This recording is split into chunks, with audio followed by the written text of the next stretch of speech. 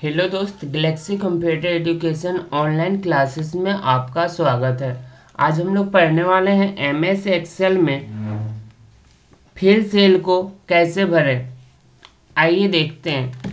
MS Excel start करेंगे। MS Excel में देखें आप यहाँ पे इस तरह से कुछ टाइप कर लें, जो खाली स्थान है वहाँ पे हमको ए भरना है। तो इसके लिए क्या करेंगे, सबसे पहले आप इसे सेलेक्ट कर लें।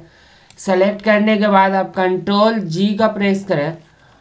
कंट्रोल जी प्रेस करने के बाद आप स्पेशल में क्लिक करें और यहाँ पे देखेंगे ब्लैंक सेल लिखा हुआ, इसमें क्लिक करेंगे। क्लिक करने के बाद आप ओके करें। ओके करने के बाद यहाँ पे आप ए टाइप कर लें। ए टाइपिंग करने के बाद कंट्रोल के साथ आप इंटर बटन को प्रेस करें। ये पूरा सेल भर गया।